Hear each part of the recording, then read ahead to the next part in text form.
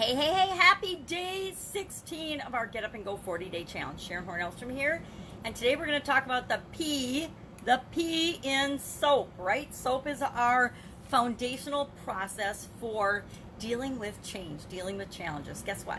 Challenges are just change. They mean that we need to make some kind of a change in our life. Something happens in our life that gives us a wake-up call and says, pay attention to me. Something needs to change. If it's a problem, an obstacle, a failure, a situation in any area or aspect of our life, it's a signal that we need to do something different, right? We need to take some action. And we talked about action yesterday because, of course, the A in SOAP is all about action.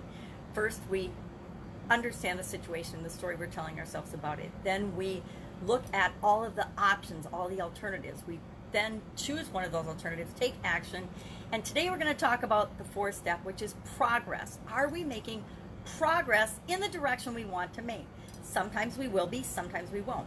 Now, I've been doing my financial health, my financial situation, and again, I'm going to grab my chart of our 7 areas of our life that we consider: physical, mental, emotional, spiritual, financial, relationships, and contribution. And so first, last time through the SOAP model, I did my physical well-being. And that one was pretty easy because with respect to progress, I decided to stop eating sugar for the 40-day challenge. And I can tell that I'm feeling better. Now, for the first 10 days of not eating sugar, I got to tell you, it's like a roller coaster ride because my body is detoxing from all the sugar that I have been secretly and not so secretly consuming for the last couple of months while we've been quarantined. And I was feeling sluggish and horrible, and I'd get the little hit of feeling more energetic, and then all of a sudden I'd take that deep dive down because my body was on the sugar roller coaster. Now, so as I was detoxing for the first 10 days of that, because I started at the beginning of the challenge because I knew that was something I needed to do, cheated and started a little ahead of time, for my physical well-being, I'm actually starting to see progress now with that. I might get a hit once or twice a day that, I'd like something sweet, and then I just walk away and I just say no. Or I have a sip of coffee, or I get a nice big glass of water, and I'm doing things automatically to ensure my progress continues in that area. You know, I got rid of the caramels, and I will tell you there's secretly a giant bottle of sea salt caramels in the back of, because I put it in the way back of the top shelf of my pantry so that I don't, if I want to go get one, I have to consciously get a step stool, climb up, reach back, get the bottle from the furthest corner of the shelf. And so I have to really think long and hard about, do I really want that sea salt caramel? And the answer right now so far has been no, and will probably continue to be no throughout the rest of the challenge, because I set a commitment and I put it in place and I committed to myself, and I'm making progress toward not doing it. And I'm actually starting to feel the positive impacts of making that a habit, a choice, a decision. So how do we do that with our finances? How do I do that with my finances? How do I do that with this particular run through the SOAP model? Now, yesterday, for taking action, what I did is I surveyed one of my groups to see what kind of product or service they would like me to create for them. Would they like a workshop? Would they like a coaching program? Would they like an online event? Would they like a course? Would they like just a group coaching program? Whatever. I just stuck out a survey to see what thing I can actually create for them that would be of value to them. Because if I give value, then I'll receive value in return. And so I want to know, what is it that they want to see me create? So I did that. Don't have the results of the survey back yet. Excuse me. Have some coming in, but not enough yet to make any decision about what is my next step. So I feel like I'm making progress in that I took the action and I'm waiting for the results, but I'm not in a position to say, how am I going to automate or turn this into a process or a system? But actually, it really is a process or a system. Whenever I want to add an additional stream of income to my life now, I don't just go out and create it. And I will tell you why. Because when I first moved from the online world to the offline world, I made the mistake of just creating things without getting other people involved. I created like several courses and webinars and programs and things that people didn't want. And not that they aren't awesome programs with great content, but I hadn't created them with a target audience or a group of people in mind. I just created them mainly because it was a problem I had in my life and I wanted to solve it. And so I was just sharing how I had solved that problem in my life. But instead of finding the people and then finding out first, which is really, really important, but nobody tells you that online until after you've been online for a while and you've made a whole bunch of mistakes. And I guess they do tell you, but you don't hear it till you're ready to hear it.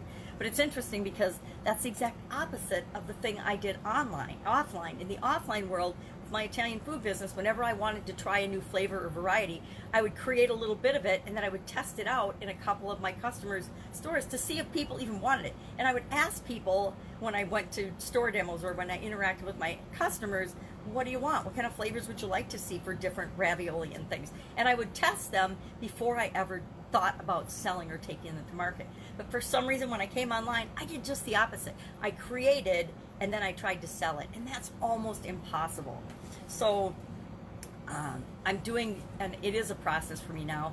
I ask before I create, and I create with people instead of doing it on my own, because I may come up with some ideas on my own, but the truth is the best products and services that we create are those we create that actually fill the need and the desires of the people that we're creating them for. So I guess it is a process, but I just started it, so I don't really know what the progress I'm making is in that process, in that system right now. And I will know, and I will continue to follow what I already have as a process of then once people tell me what they want, I create that for them. And of course, there's a process and a system for doing that as well. There's habits and rituals. And I've gotten actually into the habit now of asking people what they want versus just, creating it and hoping it will sell. Another thing that I like to think about when I'm discussing the P in SOAP, which is progress, is I talked about the lifeline exercise last time. And for that, I was thinking of, okay, what is my overall lifeline result? And I know this is really messy, but what I added to it today was I discovered that my finances or any other area of our life, if we think about our life, we can have not just an overall life feeling of our high points and low points, but we can actually graph out our financial, the nerdy engineer in me is popping out whenever I want to make graphs, but we can actually diagram out and graph out the highs and lows of our finances through our life. So I started from 1960 when I was born, which of course I was pretty negative then. I wasn't making any money. I wasn't contributing any, and just financial, just money, just dollars, and you can decide, are you tracking out your bank savings account? Are you tracking out your overall income? And I just did income because gross income is an easy number for me to track out.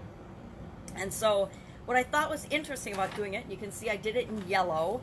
What I thought was interesting about this is you would think that each area would, and it does impact a little, but it's not exactly the same.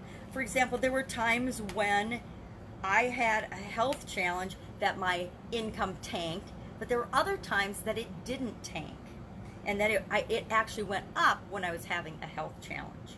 So we would think that our physical and it does go together a lot, but it's not 100% correlated. So it's worth the couple of minutes that it takes to just map out your financial graph.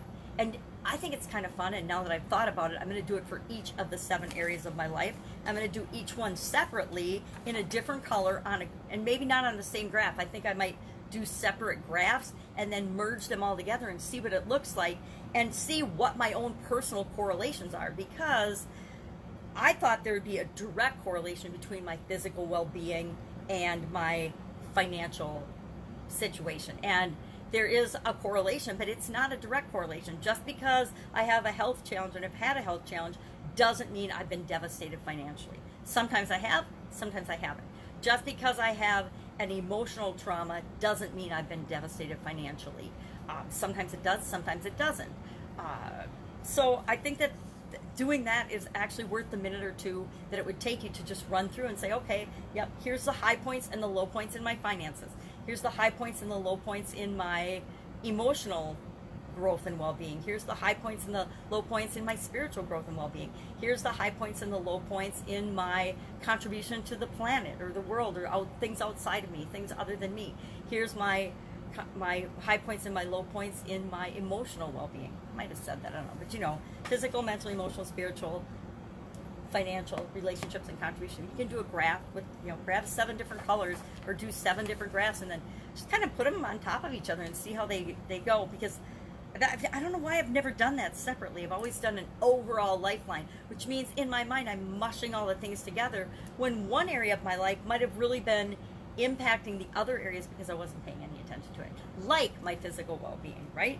2010, I spent decades not taking very good care of myself, and that all imploded in my sudden cardiac arrest. So lifeline process can work for any of these areas of our life. So I recommend maybe taking a minute like I did this morning and do that and just see what it looks like for you. Like I said, my biggest aha is, hey, they don't line up. They don't line up like I thought they would exactly. And then as far as progress goes, once we find something that works for us and moves us in the direction we want it to go in any area of our life, we want to find a way to make that a habit or a ritual or a routine, or create a process or a system to make sure that it continues to happen in our life. Maybe we don't want to be the one that does it all the time. I don't know if I shared the story about I hate to clean bathrooms or not, but I freaking hate to clean bathrooms. I always have. I always had my own bathroom when I was growing up. I was mean enough to my sisters in the morning that they would let me have my own bathroom, and I always kept it clean because I hate cleaning bathrooms. And maybe that's where it came from, because sometimes my sisters were messy and I didn't want them in my bathroom.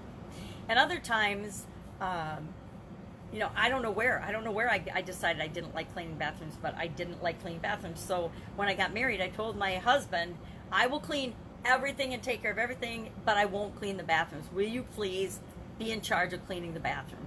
And that worked out for us. And then when our kids got older, we let them clean their own bathrooms, and it was not a big deal. But I had to create or come up with a system and a way to get the bathroom clean without me having to do it, right? So we can come up with a process or a system or a habit to make sure something that's essential gets done and moves our life in the direction we want it to go without us having to do it. So that falls under the P too. P would be progress, processes, systems, moving forward, gaining momentum, making sure we're going in the direction that we want to go. And that leads to the topic, of course, of continuous improvement. Progress is all about continuously improving and moving toward what it is that we want. And we discussed that in our SOA, right? Where we are versus where we want to be. We always have our eye on the prize, our eye on where we're going, and we're always thinking about and imagining that future for ourselves and making progress toward it. Does that mean we'll have a straight line to it? Heck no. Have you seen my lifeline? Absolutely not. But it means we know that we're moving in that direction. When we lose, and I'm meeting with a friend tomorrow for lunch because she's really struggling with this. She feels like she doesn't have anything to look forward to right now in her business and in her life. She lost her husband a few years ago, and now she's just had a really bad cancer scare and is recovering from that, and just kind of frustrated with her business and life, and then with the COVID and all the rioting and things, the world is just kind of getting her down. So we're meeting tomorrow to talk about progress, and I know that our discussion is going to be all about focusing on that thing that you want. There's always something to look forward to, but it's up to you to decide what that is. And when we lose sight of that, or when we feel like we're not making any progress toward it, that's when we get frustrated or depressed or down or angry, and we're looking at the wrong. It's because we're not looking at what it is that we want. We're seeing all the things that are keeping us from what we want. So we'll talk about, what is something she can do right now to help her feel like she's making progress toward what she wants. But she has to first decide what she wants. Anyway, that's it. Progress is our P today. Our action item today is to take one thing that is in the area of emphasis that you're working on. I am working on financial, so I need to come up with one thing with my financial health, my financial situation, and decide what is it going to be that I'm going to move forward on and continuously improve. Like I said, I've kind of cheated because I've done this lots of times before, and I already know that I'm going to continue to hone and get my process of figuring out how to add more value to the world, more value to the people that I serve, because by giving more and adding more value, that is how I earn more and bring more resources into my life. And that's something that I want to do right now. I want to bring more resources in my life so I can help more people. It's not about do I want more resources or need more resources for me personally, because I I've gotten to the point where I don't care about that anymore. I don't need that, but I do want access and control of more resources in order to serve more people and to make the world a better place. So that's it. That is our P for today. If you have any questions about this, hit me up in the comments below. Otherwise, I will be with you tomorrow for something fun in our Get Up and Go 40-day challenge. Take care. Bye. Go.